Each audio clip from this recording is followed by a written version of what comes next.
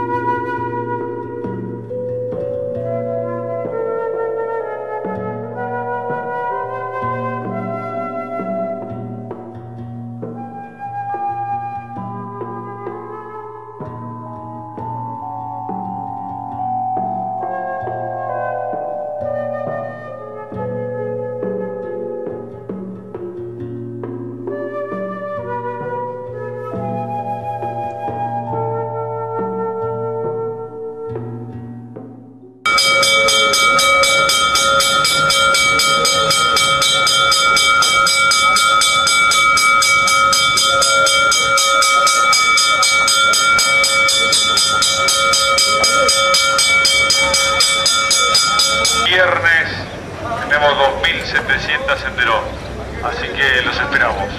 Corral 53, arrancamos con los rodillitos de las Matilde, que ya saben lo que rinden, espectaculares. 347 empezaron, ahí los tienen, un bombón. 347 rápido por ellos, que tiempo volando con la Río. Los primeros frigoríficos se colocan hacia fines del siglo XIX.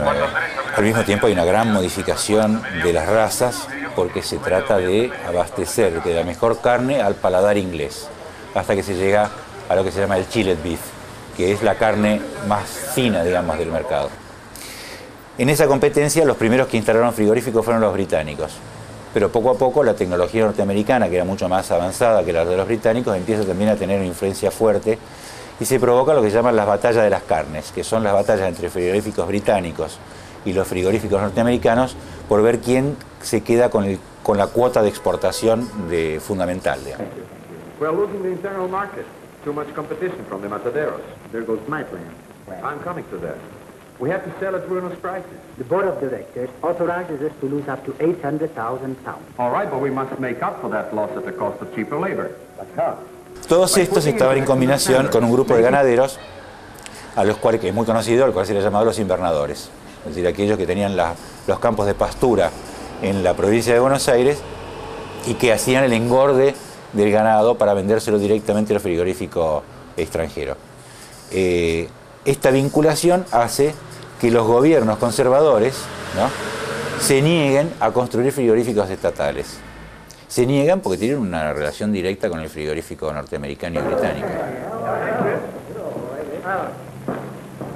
For you, John, it's necessary to go to the old world to get the best from the new world. Well, the best from Havana. Thank you very much, Stanley. En el debate de las carnes de Lisandro de la Torre en la década del 30, se descubrió que el ministro Duo era el que tenía directamente una relación con los frigoríficos norteamericanos y que por lo tanto no quería ningún tipo de inspección de los frigoríficos ni de construcción de frigoríficos. Frente a esto, lo que pasa es que en la capital, a principios del 20, decide la construcción de un frigorífico para el abastecimiento de la ciudad, que es el frigorífico que después va a ser llamado el Lisandro de la Torre, ¿no? Con todas las resistencias que tiene, es el frigorífico modelo que toma Lisandro de la Torre para establecer cuáles son las ganancias de los frigoríficos, para saber cuánto se paga por el ganado, cuánto cuesta faenar, cuánto cuesta finalmente el producto final, o sea, cuáles son las ganancias. Sobre esa información, Lisandro de la Torre hace la denuncia de los frigoríficos norteamericanos y británicos. Espera la fuerza como nunca se ha visto en los últimos tiempos. como nadie creyó que podría volverse a ver. El gobierno provisional desvirtúa el contenido de la revolución. No es ese, es el que irradiaba del alma popular en las jornadas del 6 y del 8 de septiembre, cuando un grito unánime hendía los aires: renovación, libertad, cumplimiento honrado de la Constitución. Ingresé en el Lisandro de la Torre en el mes de agosto del año 1946. Bueno, en los comienzos, cuando yo entré, era bastante inhumano el modo de trabajar ahí en el Lisandro de la Torre. Vamos, hay que hacer el estándar. Quedan 100 animales por faenar hoy. Van para 10 horas que estamos trabajando. ¿Quién habló? Aquí se trabaja y se calla. 20 horas si me da la gana. Para eso pagamos. Después del avenimiento de Perón en el gobierno, se empezaron, como había dicho, se empezaron a humanizar todas las cosas. Tal es así que de 400 operarios se llegaron a ver en la playa de faena, y no porque sobraba la gente y la gente paseaba, sino porque se trabajaba, pero se trabajaba en forma más humana. 600 operarios, más o menos aproximadamente.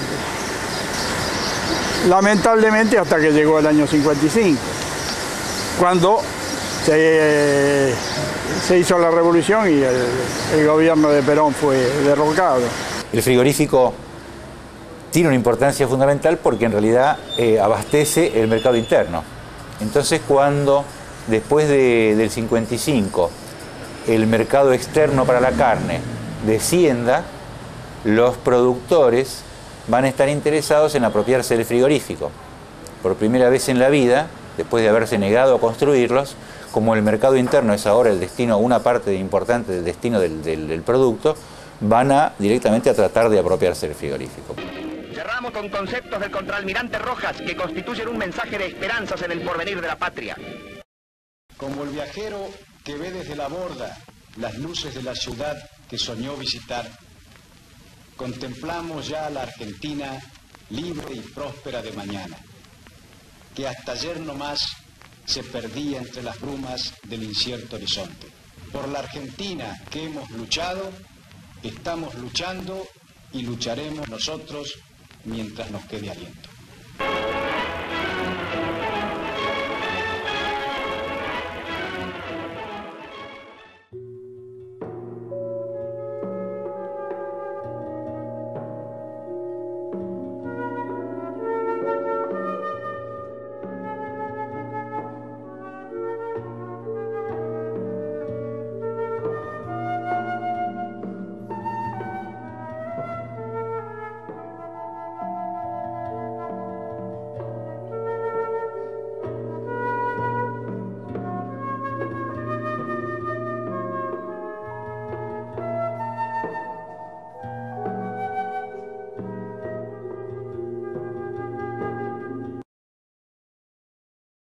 El presidente de la República, doctor Arturo Frondizi, dirige al país el trascendental mensaje sobre estabilización económica. Las decisiones de orden económico adoptadas señalan el final de una era y marcan el comienzo de lo que debe ser una vida nueva para la nación. El jefe del Estado, con criterio realista, señala al pueblo que le esperan 2 años duros, pero también expresa su convicción sobre el triunfo final. Frondizi decide, después de haber hecho el anuncio del plan de estabilización del Fondo Monetario, viajar a Estados Unidos. Es la primera vez en que un presidente argentino viaja a los Estados Unidos en misión oficial, ¿sí? Por lo tanto, es un hecho que Frondizi tiene como mucha importancia. Además, los diarios lo revelan como un hecho estratégico del gobierno de Frondizi. Es en ese momento en el que, cuando se está por ir a Estados Unidos, se manda también la ley que permite la venta del frigorífico.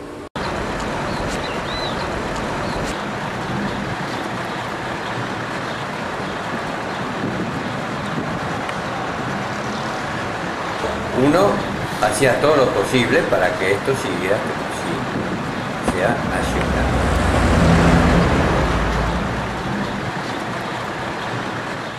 Y hasta que llegó el momento se empezó a rumorear que venían los tanques.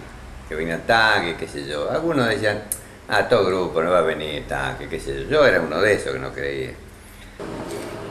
Y empieza a haber una serie de expresiones generales, no solamente la de la toma del frigorífico, sino una serie de expresiones de repudio, digamos, a la privatización y al hecho de que Frondizi se vaya en esas circunstancias. Y deja el control del conflicto en manos del jefe de la policía.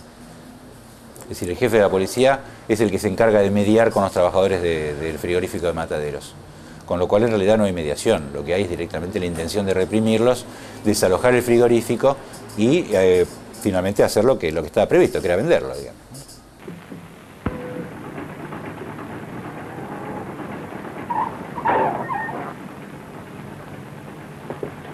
Buenas noches. Buenas. ¿El jefe del especial? Servidor. Tanto gusto. Yo comando la policía interna del frigorífico. Muy bien. Usted dígale al chofer que entre con el coche. ¿Hay novedad? ¿Novedades? Todavía nada. Y no se ve nada. ¿Harán huelga nomás? 2 sesiones que tenían que entrar primero no lo han hecho. Han puesto vigilancia en todas partes. Piquetes, ya los vimos. ¿Tiene a su personal preparado? ¿Según para qué? Armas y municiones tenemos. Gases, ¿no? Lástima. No se puede disparar y matar a la gente. Y esa era lástima. Con unos pocos que cayeran se acababa todo. Fuimos con 2 o 3 muchachos a donde trabajabas vos, en el 4º piso, a buscar cadenas. Entonces le pusimos por Rodó, al portón, cadena. Fuimos para el lado de Murguiondo, cuando está el hospital, digamos, nuestro, en ese momento, también. Se cortó la luz. Cuando los trabajadores del frigorífico toman el establecimiento en enero del 59, Frondizi piensa directamente en una represión, en una fuerza de represión muy grande para poder combatir a 9.000 obreros que estaban acuartelados, estaban directamente encerrados en el frigorífico. Durante varios días se ocupó el frigorífico. Nadie salía, nadie entraba. Y esta gente que estaba en el gobierno junto con el capitán Molinari, que era el jefe de policía del gobierno de Frondizi, se pensó que en vez de obreros, no sé, éramos grupos armados los que estábamos adentro. Y yo estaba en la sección Caldera. Hasta que el muchacho, el delegado de Caldera, me dice, señor, mirá, ya vino el tanque. No, te me estás cargando, dije yo. ¿Qué tanque? Sí, vení. Todo oscuro el frigorífico. Y llego a casa y le digo a mi mujer, mira, tengo un mal presentimiento. ¡Compañeros! Dentro de pocos minutos vendrán a echarnos con gases. ¡No hay que aflojar! Lo mejor es tomar la fábrica y hacer la huelga desde adentro. Pero tenemos que hacerlo todo con nuestra sangre. Y se manda una fuerza policial y del ejército que ronda más o menos en los 2.000 hombres. Un hecho absolutamente inédito, ¿no? 3 tanques Sherman de la época, más un cuerpo de prefectura, más un cuerpo de gendarmería, más policías de azul, o sea, la policía común, la policía federal, se presentan en el frigorífico a las 2 de la mañana.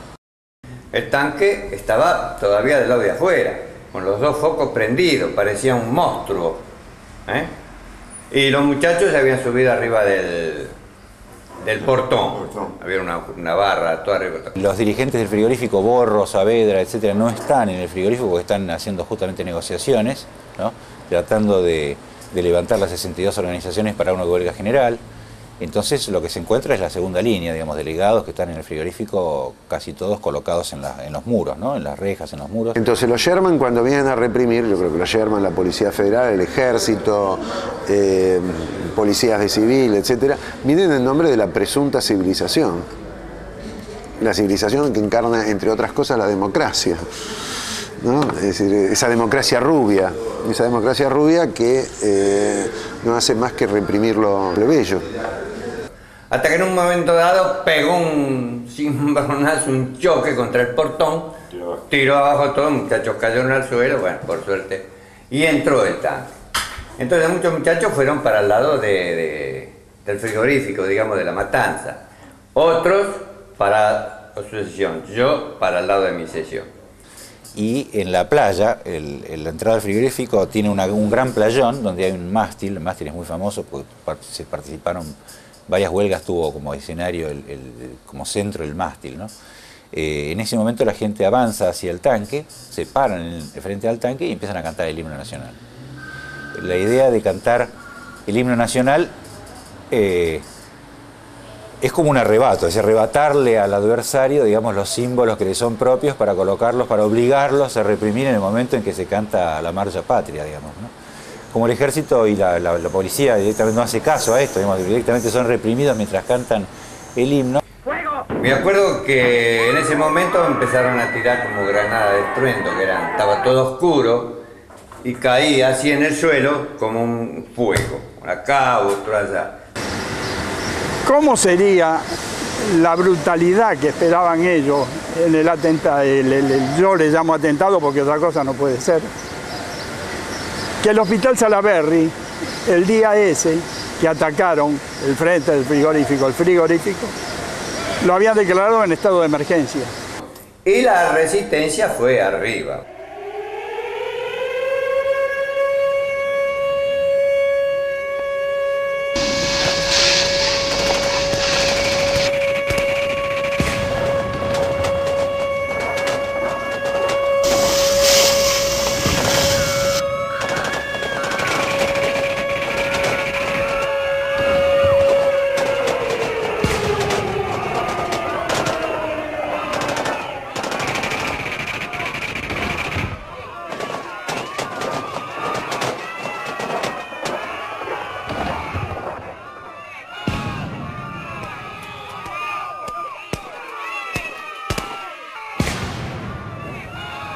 Como presidente de la nación argentina, os hago llegar los augurios de felicidad del pueblo argentino, que renueva por mi intermedio su afecto por el gran pueblo de los Estados Unidos de América.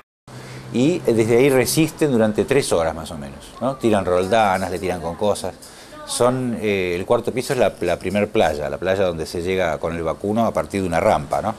Entonces la policía empieza a ingresar por la rampa, tratando y bueno, por supuesto los trabajadores expertos en cuchillo, digamos, son los que hacen el cuereo, le sacan la piel del animal en el cuarto piso, empiezan una resistencia que recién termina a las 7 de la mañana más o menos. A las 7 de la mañana logran ya reducir este grupo y prácticamente el frigorífico queda reconquistado.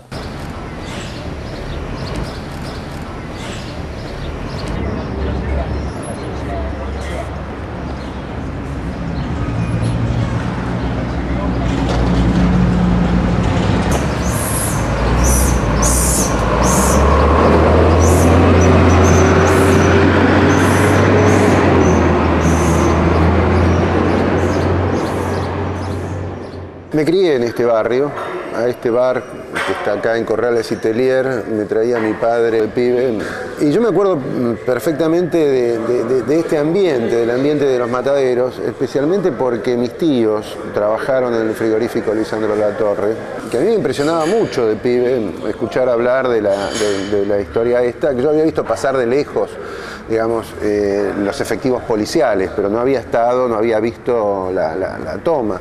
Pero cuando mi tío me contaba que le habían puesto el pecho a los tanques, ¿no? Me llamaba mucho la atención esta situación de violencia que está implícita en nuestra historia política y en nuestra historia literaria desde Echeverría con El Matadero, ¿no? David Viñas dice que la literatura argentina nace y se organiza alrededor de una metáfora mayor, y que esa metáfora mayor es el matadero de Echeverría. Un paro gremial ha detenido la actividad del país. No vamos a analizar motivos, vamos a aquilatar resultados. El desalojo del frigorífico Lisandro de la Torre, ocupado por el personal, cumplido por las autoridades con el empleo de gases, sin que mediara violencia física y sin que se registraran heridos de cuidado, fue la causa aparente del conflicto. La defensa de respetables intereses sindicales se proyectó enseguida en un plano que no es el de la pacífica convivencia. Creemos que la responsabilidad es de ciertos grupos que responden a intereses ajenos a lo gremial. No es posible actuar sin medir consecuencias. Enfrentamos una hora difícil. Con el esfuerzo de todos podremos recuperarnos. Pero las huelgas enervan ese esfuerzo y causan cuantiosos daños al patrimonio nacional. Las soluciones violentas no son soluciones. Entenderlo así será contribuir a la pacificación y a la concordia nacional. Pero se da un fenómeno raro, porque los trabajadores se van, pero se van a su barrio, que es el barrio que está alrededor de ellos. Las familias que habían participado de ello, los comerciantes que habían participado de la toma y de la huelga. Los barrios circundantes empiezan una movilización de apoyo y solidaridad. Por lo tanto, lo que se produce ahí es un fenómeno insurreccional. Probablemente uno de los pocos antecedentes que tiene el cordobazo. Me acuerdo, no sé si es una anécdota o qué puede ser, ¿no? Estaban los tranvías en ese momento, había una fila de tranvía enorme. Entonces agarró un muchacho ese fierro que hacen los cambios de vía. El de la palanca. Y empezó. Sobre un costado de los tranvías, ya había como 20 tranvías, todo nunca. Empezó a romper los vidrios con el fierro. Tac, tac, tac, tac, tac, tac, tac, tac, todo. Y la gente de arriba, de los departamentos, aplaudía. Aplaudía, estaban rompiendo a ese muchacho con el cambio de vía, el fierro, ese largo, rompiendo todos los vidrios. Bueno, lo que fue eso fue tremendo. Pero todo el barrio estuvo resistiendo a las pedradas, a las molotov, levantando los adoquines frente al Salaberry, se interrumpió el paso del tranvía, es decir, yo que vivía más para el lado de Parque Avellaneda, por ahí andaba la cana todo el tiempo, es decir, esto adquirió la característica de una verdadera batalla y de insurrección popular. Vino rápido el carro de asalto, que logró meterse por Alvarinho, y cuando llegó a la puerta de mi casa, una tía de mi padre, hermana de mi abuela paterna, abrí la puerta y entrar como 30 personas, ¿no? Entonces mi tía se para y dice, acá no entra nadie, por las dudas si querían entrar, son mis hijos. Bueno, había parido bastante, eran 30 personas, bueno, se retrocedieron y se iban, ¿no? Del hecho de la gravedad de la cantidad de participantes, da de que hay 2.000 chicos que están refugiados en una parroquia. Si los padres están directamente en las calles y los pibes están en la parroquia refugiados. Entrábamos adentro de los bares, le decíamos que cerraran, aliarse a lo que estábamos haciendo nosotros, aliarse. Que todavía este muchacho, el Colorado Crota, va a entrar a una puerta y rompe el vidrio. Dante Trota. Crota, Colorado. Y le rompe la puerta. Y le digo, ¿por qué rompe la puerta? ¿Vos sos loco? ¿Qué te pasa? Abre, no tenés que romper la puerta. Venimos a hablar con el patrón de acá que cierre, que esté junto con, solidarice con nosotros. ¿Cómo vas a romper la puerta vos? Pero lo esencial de todo esto es que durante una semana más o menos se levantan barricadas con los adoquines, se levantan las vías del tranvía, se desvían los tranvías, se les sueltan los frenos y se lanzan barranca abajo. Por las noches directamente el alumbrado está apagado, lo apaga la propia población. Y cuando la policía quiere entrar desde las terrazas, pibes o gente grande con gomeras le tiran a los patrulleros. Prácticamente es una toma del barrio, ¿no? La policía no puede reconquistar el barrio hasta después de aproximadamente una semana. Tan brutal el ataque, tan brutal, que el resto de los gremios, organizados o no, inmediatamente decretaron un paro general. Toma fue el día jueves, ¿no? La reconquista por parte de la represión es el sábado a la madrugada y a partir del lunes se instala una huelga general que dura en su mayor expresión 3 días. Pero diríamos que el peor escollo para la continuidad y el sostenimiento de la propuesta de los trabajadores del frigorífico, con la comisión directiva a la cabeza siempre, había sido, digamos, debilitado desde el mismo seno, ¿no? Porque a veces, según algunos que participaron y que han continuado siendo dirigentes honestos, decían que por ahí estaban en un límite entre un proceso que podía llevar a un golpe institucional si se continuaban con las medidas de fuerza. En realidad, a entender de mi padre, que me comentaba muchas veces, de los dirigentes que lo acompañaron, de la gente de Mataderos, esto no fue así, porque a la larga y no tan larga, el golpe institucional se produjo.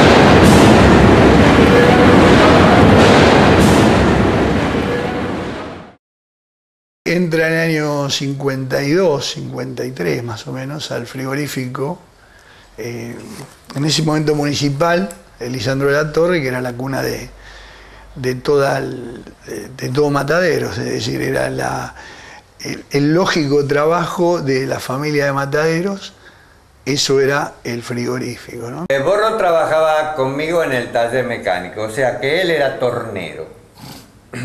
Él había estado preso en la huelga 56. Lo habían llevado a Río Gallego. Él milita casi posteriormente a la caída del peronismo. Es decir, por eso está muy afirmado, diríamos, muy en la mente popular, en lo político fundamentalmente, como un hombre de la resistencia peronista. Y tuvo una influencia muy fuerte realmente, porque durante muchísimos años el recuerdo de la toma y de Sebastián Borro fue como una especie de bandera. El frigorífico tenía una cantidad espectacular de actividades y ahí comienza su tarea de delegado de base, delegado de división, hasta consolidarse como secretario general de la Asociación Gremial del Personal del Frigorífico, Lisandro de la Torre, y el Mercado Nacional de Hacienda. La toma del frigorífico influyó muchísimo en distintos movimientos sindicales y políticos posteriores, sobre todo como recuerdo, como memoria, una memoria establecida y que había quedado firmemente impresa en la identidad peronista. El porqué de que la toma del frigorífico sea un hecho legendario de la resistencia por encima de otros hechos, ¿no? Es algo que todavía tiene que explicarse, aunque podría tener una explicación, tal vez por el lado de que el peronismo de la década del 60 se afincó fundamentalmente en lo sindical, ¿no? En las estructuras del movimiento obrero. Fue una huelga para mí fue de toda la vida, porque nunca más volví. Y hubo gente que no volvió más, y hubo gente que no la dejaron entrar. Los llamaron a cobrar algo que había cobrado después de meses en la calle, porque ni siquiera no dejaban entrar. Yo calculo que 4.000, 4.500 despedidos hubo en esa fecha. A partir de 1961, 1960-61 las huelgas decaen muchísimo. Una gran importante cantidad de militantes es desalojada de los lugares de trabajo y figuran en listas negras que ya no pueden volver a laburar. O sea, las consecuencias, digamos, de lo que fue el año 59 para el movimiento obrero fueron muy graves, porque una camada entera de militantes quedó afuera de las fábricas. Se tiene que esconder en distintas casas. La familia Beiríes, por ejemplo, en la calle, me acuerdo, Pola y Sequeira lo mantiene en una pieza, en un altillo. Y yo me tuve que refugiar durante un mes en una villa, ahí en una villa de Lugano, pero no nos buscaban como sindicalistas, sino simplemente como activistas, como terroristas, no sé. Unos nos indicaban como comunistas, otros nos indicaban como aliancistas. Lo que menos decían es peronista. No, quedaba claro que la posición de Frondizi era no tenía vuelta atrás. Es así como cuando se vota la ley de carnes, que queda claro, él quería justificar de esta manera que había que votar la ley de carne, porque había que votarla, pero en realidad tenía que votar porque tenía que viajar a Estados Unidos con la ley de carne aprobada bajo el brazo, ¿no? Con una insurrección en el país terrible. Y bueno, después con la consolidación del tema de Previs, con la consolidación de Alzogaray como ministro, todo aquello que ya sea mi viejo y sus compañeros me decían en forma directa o indirectamente, y lo que uno escuchaba, tenían totalmente razón de lo que estaban defendiendo, ¿no? Eso tiene que ver con la entrega del patrimonio nacional, claramente, y con destruir aquello que el peronismo había consolidado en términos de justicia, independencia, soberanía, justicia social. El 55 viene a destruir todo eso, no viene contra Perón, viene contra las conquistas sociales que Perón había representado. ¿Cómo actuó la Revolución Libertadora? Es un hecho importante para saber cómo fue la resistencia. Negar al adversario, es decir, creer que se puede eliminar por decreto una identidad, una forma de pensar, un gobierno, ¿no? Provoca el efecto contrario. No provoca el efecto que ellos piensan que va a provocar. El efecto contrario es la afirmación de la identidad. Como ellos actúan de manera criminal, ¿no? Al hablar de los crímenes del peronismo, de la dictadura peronista, de la tiranía peronista, la confrontación entre lo que ellos hacen y lo que el peronismo fue, se refuerza en los peronistas. Cuando, lo que te decía hace un rato, si forman comisiones investigadoras en las cuales el accionar fundamental es detener a los militantes sindicales, torturarlos, llevarlos a las cárceles del sur, fusilar, como el 9 de junio, o hacer un bombardeo de ciudad abierta como el 16 de junio del 55. Por contraste, el peronismo, con todos sus defectos, ¿no?, a los ojos de los propios peronistas, quedaba absolutamente reivindicado. Y de hecho, desde entonces, la violencia es un signo que va atravesando toda nuestra historia, y hay como dos fuerzas que se oponen: la fuerza de la civilización, entre comillas, que es la fuerza que representa a la oligarquía, a los intelectuales, en términos intelectuales, a la intelectualidad del sur, y por otro lado lo que es el peronismo, la resistencia peronista y la radicalización cada vez mayor de la clase trabajadora y de los estudiantes a partir de los sucesivos golpes de Estado, especialmente a partir del 66, etcétera, etcétera. Pero pensemos, por ejemplo, en la consigna patria sí, colonia no. Surge a partir del conflicto, si la rastreas históricamente, del conflicto de Lisandro de la Torre. Es decir, ahí está muy claro en esa consigna quiénes están de un lado y quiénes están del otro. Los Sherman, los tanques, Frondizi están del lado de la colonia, es decir, no del lado de la patria. Y no lo estoy diciendo en términos chauvinistas, estoy hablando en términos políticos de la lucha contra el imperialismo. Y la lucha de mi padre continúa, avanza, con distintos dirigentes como Jorge Di Pasquale, con Juan José John, fundamentalmente en lo que sería la línea dura de las 62 organizaciones, ¿no?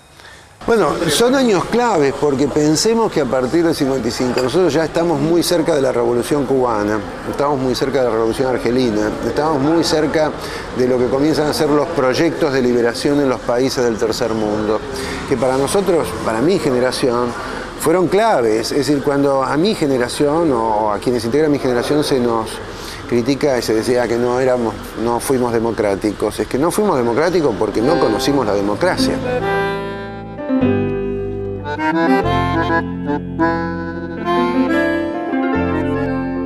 Creo firmemente que ya llega en el mundo la hora de los pueblos.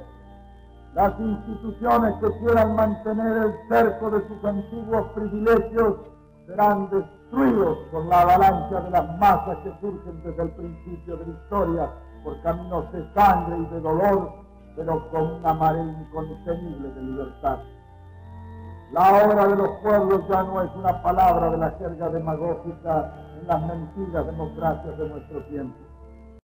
La realidad marca que, así como la Libertadora en su momento, o la mal llamada Libertadora, tuvo un objetivo claro, también se lo tuvo después del 76 pero en forma más drástica porque sabía que se había potencializado la calidad de esos dirigentes como en los cuales estaba incluido mi padre.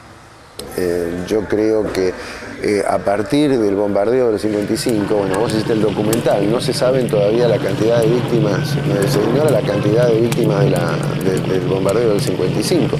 Es el lugar donde esto lo plantea muy bien Gonzalo Chávez, donde es un momento histórico donde aparece la figura del desaparecido. Desde entonces para acá la práctica de la tortura fue como una práctica cotidiana, el fusilamiento, la desaparición, el fusilamiento de José León Suárez, la muerte de Felipe Vallese. Es decir, hay una serie de crímenes y el terrorismo de Estado se empieza a practicar a partir del 55.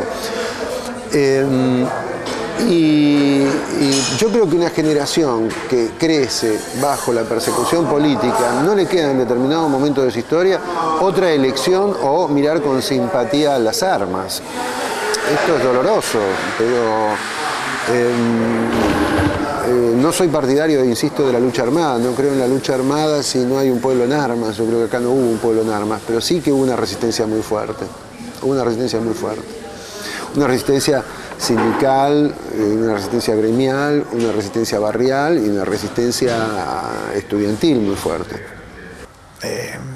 Ver ese tipo de dirigentes, porque vos me preguntás por mi viejo, pero hablar de hombres como Avelino Fernández, hablar de hombres como Raimundo Ongaro, hablar de hombres de otra entraña política, como René Salamanca después, como Agustín Tosco.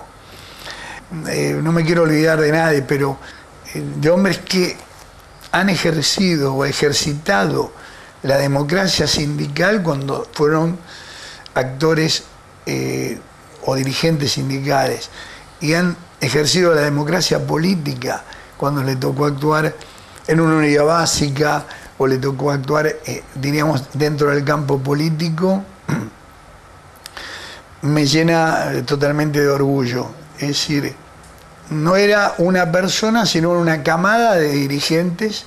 La clase obrera en particular conserva un recuerdo simbólico, si se quiere, porque en realidad lo simbólico forma parte de lo real, un recuerdo de aquello que ellos son.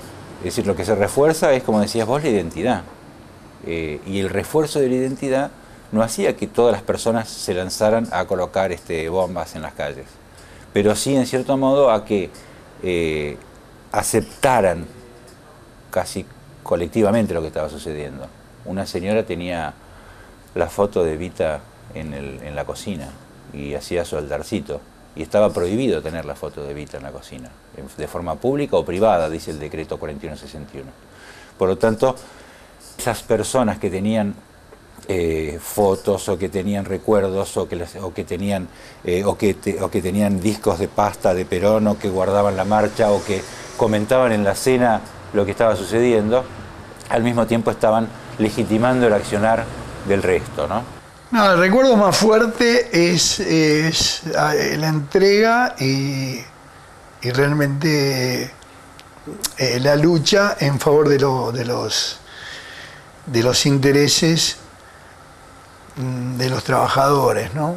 La constante honestidad, los principios que los mantuvo hasta último momento de la vida. Es muy difícil separar la temática de la carne, la violencia, los cuerpos arrasados, términos que están como incrustados en la memoria. Si uno piensa en una sesión de torturas y en la picana, piensa en la parrilla. Se le dice la parrilla. Es muy difícil separar la carne y el matadero de lo que es nuestra historia.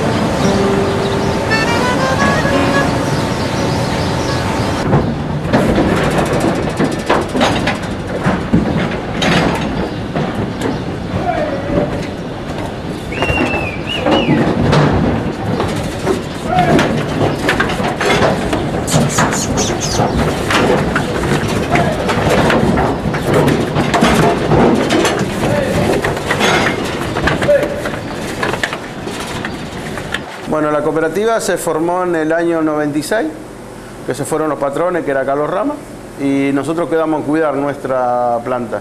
Hemos quedado a dormir acá adentro para que no los rematen las maquinarias, o sea, que no los rematen los motores, las norias, o no los roben los cables, nada. Entonces quedamos 100 personas a la noche, 100 personas a la mañana y 100 personas a la tarde.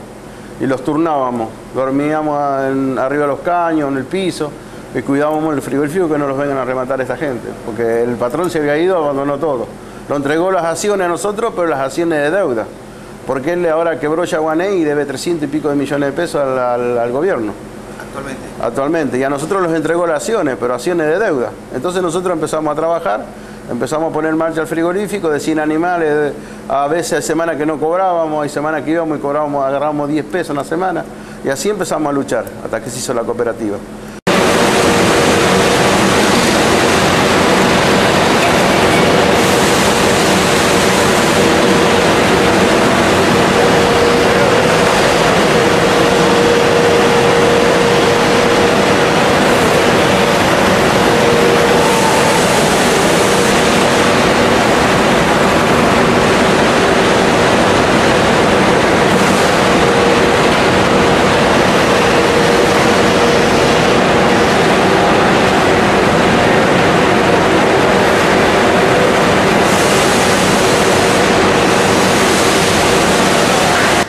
Y la verdad que me admiro cómo este grupo de gente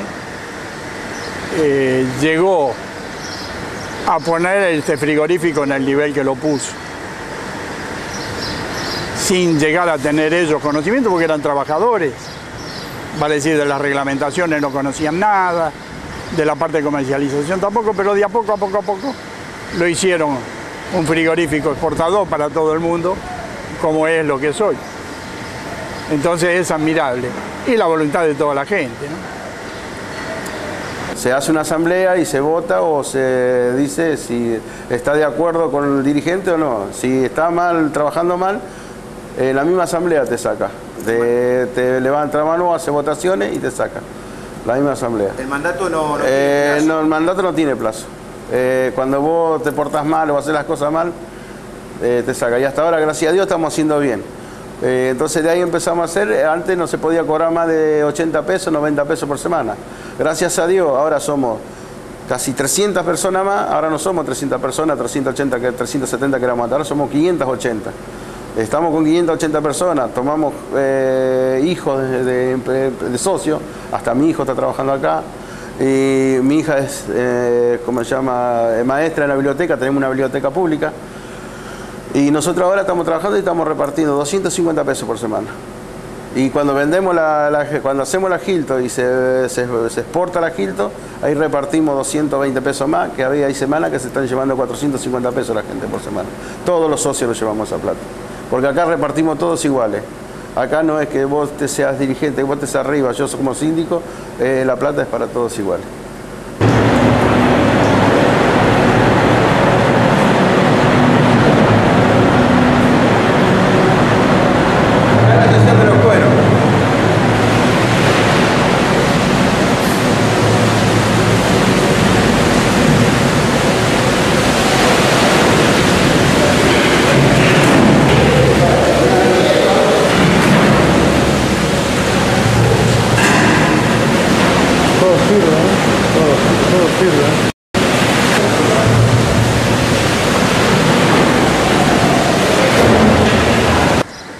Y tuve que volver a agarrar las herramientas y salir otra vez a cuerear vaca.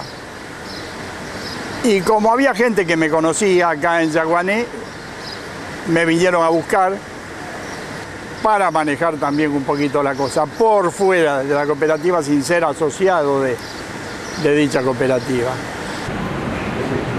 Buen día.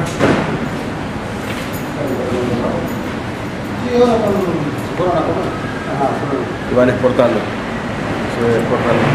Van exportando rabos. Rabos, tendones, corazones.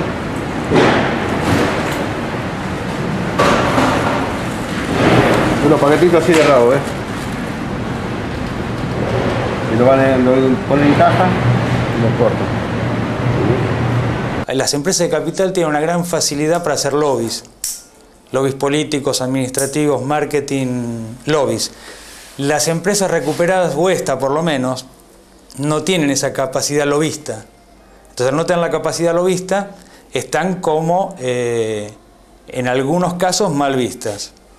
Y en los casos que están bien vistas, que es la parte romántica, la parte social, por ahí no tienen injerencia, no tienen peso a nivel de las decisiones, salvo en algunos momentos electorales.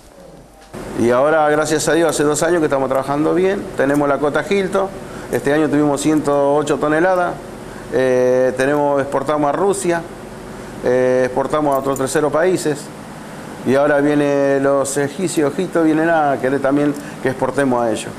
Y ahora casualmente estamos en estos días por firmar un contrato de unas cuantas toneladas, un contrato por 5 años. Nosotros manejamos acá en este grupo de todo lo que hace a la calidad y a la sanidad higiénico-sanitaria de la carne, ¿no? Y de todo el proceso. Que eso, esta empresa no tiene absolutamente nada que envidiarle a una empresa de capital top que esté ahí arriba. Estamos igual a la par, cumplimos los mismos requisitos de laboratorio, de control de peligros, de puntos críticos, de prerequisitos para llegar a eso. Tenemos los mismos intereses, se comparten incluso los mismos clientes, y es ahí donde se tienen el interés y el cliente, donde las empresas de capital que disponen justamente de eso, es donde pueden hacer presión para negociar mejor algún contrato. En cambio, acá la cooperativa es como que está limitada en la parte financiera. Que pasaron, antes de la cooperativa, pasaron pseudos dueños, que la única intención que tenían era llevarse lo poco que había quedado. No venir a poner, no venir a invertir. Hasta que llegó un momento que esto fue un desastre. Y llegó a la paralización total. Están parapetados ahí adentro. No se ve a nadie. ¿Cómo los habrán tratado para que hayan decidido hacer esto? Váyase con cuidado, que son peligrosos. Me hirieron a un hombre. Vamos a probar. Los conminamos a entregar la fábrica inmediatamente. Si no, no respondo de nada. Exijo una respuesta. Ya ves. Último aviso. Conteste. Proceda, oficial. Ya procede mi jefe. Cabo, grupo Gase. Y estos muchachos, la gente que trabajaba, los obreros, para no perder su fuente de trabajo, salieron a la calle, a gritar, a peticionar, a ir al Congreso, a ir a Plaza de Mayo, hasta que alguien empezó a dar una manito, a escucharlos, y pudieron llegar a formarse, a organizarse en cooperativa y a llegar a ser lo que soy. Pasaron por varias comisiones, ellos mismos se fueron depurando, hasta que llegaron a lo que soy, con una, para mi entender, con una comisión muy exitosa. Bien, lindo, aprendo muchísimo. Por ahí en el 81, cuando trabajé un poco con él, que aprendía más, me enojaba más. Pero ahora, bien, no aprendo todos los días. Y la vez pasada estuvimos acá charlando con gente que hace control del Estado en cuanto a las tipificaciones de la carne. Y estábamos hablando de que uno puede conocer muchísimo los temas reglamentarios, los temas de universitarios, de posgrado y todo eso. Pero el tema de trabajo de todos los días con la carne, de cortar la carne, de ver cómo se hace el proceso, es lo que realmente da el fundamento de lo que estás haciendo. O sea, el librito dice una cosa y la realidad dice realmente lo mismo o no. Entonces, cuando juntás las dos cosas, que es lo que yo traté de hacer con mi viejo, de aprender el laburo, es ahí donde me siento un poco mejor.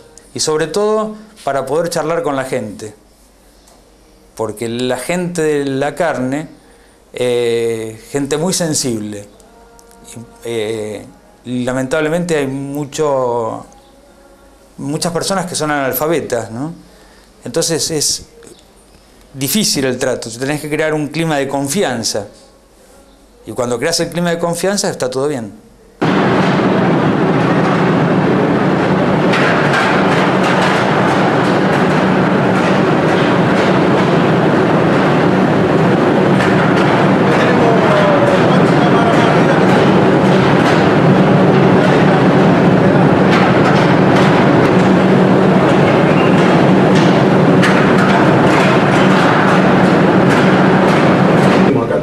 estuvimos. Esta es la torre donde va el agua así, todo acá. De acá va este piletón y de ahí va el otro. Y de ahí va este que está acá, que está vacío, por ese tiempo todavía recién lo he hecho. Y de ahí viene acá una casita y viene todo el agua por acá purificada. Va al río. La playa de Faena es acá arriba. Esta es la playa de Faena. Los corrales, van toda la hacienda por acá, así, y va al Martillo. Y de ahí va, sube ahí arriba, playa de Faena. De ahí. Ahí llega el mar. Son muchos ahora. No pueden ametrallar. Escuchen. Vamos a entrar. Y si ustedes nos atacan, abriremos el fuego. ¿Entendido? Esta es nuestra casa. Aquí nos quedaremos. ¡Fuera! ¡Fuera! ¡Fuera! Palabras, palabras. No esperemos más. Esperemos. Se olvida que ya me vino un hombre. No me olvido de nada. Pero no debemos atacar. No tenemos miedo. Hemos sufrido demasiado y nos sentimos invencibles. Hay que aguantar y aguantaremos. ¡Fuera! ¿Qué quiere hacer? Si me dieran orden. No nos podrán matar a todos. Uno solo que quede significará que hemos triunfado. Ahí viene esto. ¿Cómo fue? No importa, como ya estamos aquí todos. ¿Viste? Ahora es nuestra fábrica. Sí, nuestra. Espérame aquí, ya ven. Héctor, oí. No esperemos más. Por última vez. Si no se entregan y salen de aquí, forzaremos la entrada con nuestras armas. Oficial, rompa ese candado. Cabo, proceda. ¡Ahí va Héctor! ¡Héctor!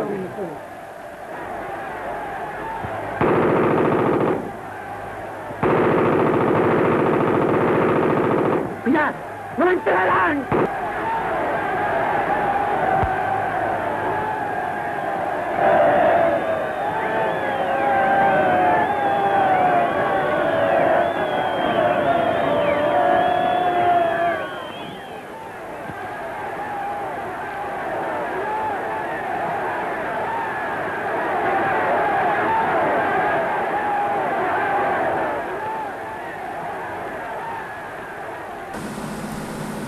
Nosotros trabajamos de una fábrica recuperada, que son un montón de fábricas, un montón de cooperativas, dirigiendo por el abogado, que es el doctor Luis Caro, y el otro día se hizo un campeonato de fútbol, y nuestro equipo de la cooperativa sacó el primer premio. Hasta eso somos campeones. La ganan todas, ¿no es cierto? Sí, sí.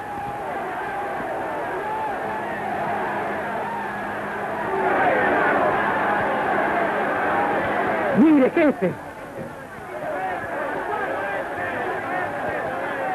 Mira, Gisela, es Héctor. No puede ser. Sí. ¿Qué estará por hacer? No sé. Que Dios lo ayude. ¡Mire! ¡Ya está! ¡Llegó! ¡Llegó!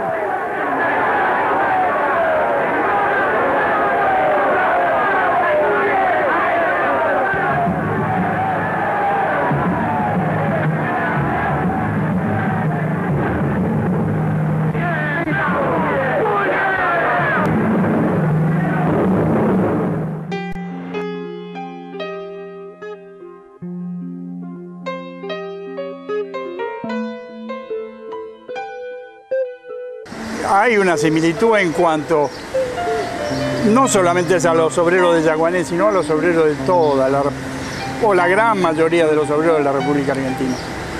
Cuando tienen que defender su fuente de trabajo, que es el trabajo lo único que tienen, otro capital no tienen, son sus manos, sus herramientas para poder llevarle la comida a los hijos, a la esposa, en parte la educación. Y cuando ven que eso se pierde, salen a pelearla, pero pelearla con la palabra, pelearla con los gritos, pelearla con bombos, pelearla con lo que sea, hasta que logran conseguir eso. Yo pienso que todos los obreros, o una gran mayoría de los obreros, tiene esa lucha adentro, que es la lucha por la supervivencia, la lucha por la vida, con la única herramienta que tienen, que son las manos para el trabajo.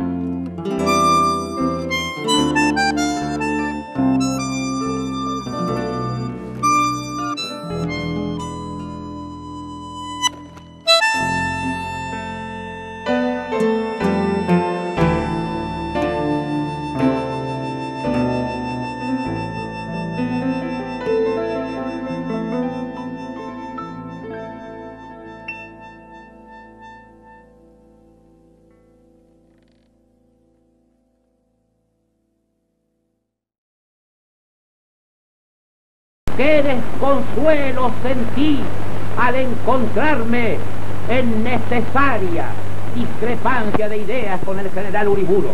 El general desconfía de la capacidad del pueblo para gobernarse. No cree en la elevación moral de los hombres políticos y atribuye a las instituciones libres vicios orgánicos que abren el camino a la demagogía. Y yo creo exclusivamente en el gobierno de la opinión pública.